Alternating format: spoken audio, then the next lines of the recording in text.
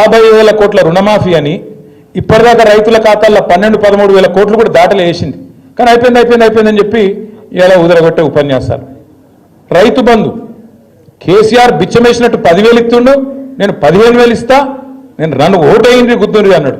కేసీఆర్ 2 పంటలకు ఇస్తుండు, నేను 3 పంటలకు ఇస్తా అన్నాడు. వేసిండా రైతు బంధు? వస్తుందా? ఇలా సిగ్గు లేకుండా 2 సార్లు ఎగ్గొట్టి మొన్న అది కూడా మళ్ళీ అరకొరగానే వేసి 15,000 అని చెప్పి 12,000 ఇచ్చి దానికోసం అట సంబరాలు చేసుకోండి, ఇక మొత్తం దేశమంతా ఉరికి సంబరాలు చేసుకోండి అని చెప్పి రైతు వేదికల కాడ సంబరాలు చేసుకోమని చెప్తా ఉన్నాడు. దాంతోపాటు ఎన్ని మాటలు, అత్తకు 4,000 ఇస్తా, అత్తకు 4,000, కోడలకు 2,500 వచ్చినాయి. అత్తకు 4,000, కోడలకు 2,500. ఇక సిగ్గు లేకుండా ఇంకా మాట్లాడతాడు రేవంత్ రెడ్డి. ఈసారి 100 గెలుస్తాడట, 100. అందుకే నేను చెప్పిన 100 నీ బొందనా అని చెప్పిన. నేను నిజంగా కూడా ఇప్పుడు మరి ఆయనకు నాకు ఇట్లా మాట్లాడేది ఇష్టం ఉండదు నిజానికి, కానీ ఆయన భాషనే అర్థమవుతుంది. ఎవడన్నా ముఖ్యమంత్రి ప్రపంచంలో, మొత్తం ప్రపంచంలో ఎక్కడన్నా ఏం చేస్తారా, నేను కోసుక తింటారా అంటాడు ఎవడన్నా? అంటాడా అసలు? ఎవడన్నా గుర్తున్నాడు?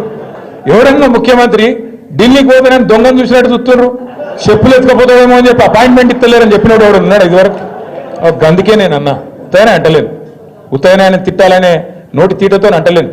ఎన్టీ రామారావుని చూసినాం, చంద్రబాబు నాయుడిని చూసినాం, రాజశేఖర రెడ్డిని చూసినాం, రోషయ్య గారిని చూసినాం, కేసీఆర్ గారిని చూసినాం, ఇలాగ ఈయన చూస్తాను.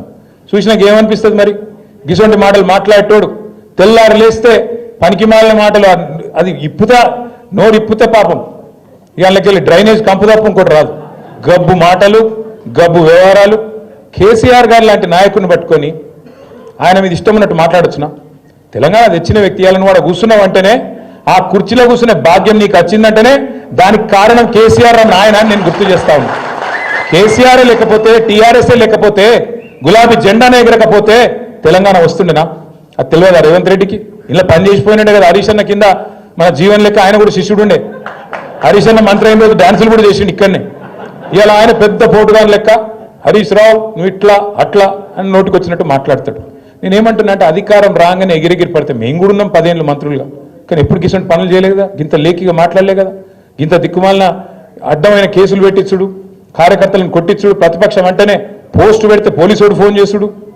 నర్సింగ్ అని మన పిల్లగాడు ఏడునో అగో నర్సింగ్ ఒక్క పోస్టు పెడితే ఆ పిల్లగాని పోలీసులు తీసుకుపోయి పొట్టు కొట్టింది. అంటే గింత అరాచకమా?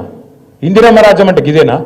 ఇందిరమ్మ రాజ్యం అంటే కేసులు పెట్టుడు, రోకల్ బండలు ఎక్కించుడు, ఇష్టం ఉన్నట్టు కొట్టుడు, ఇష్టం ఉన్నట్టు గుద్దుడు, భావ ప్రకటన స్వేచ్ఛ లేకుండా ఒక ముఖ్యమంత్రిని పొగడాలి తప్ప ఇంకేం చేయొద్దు.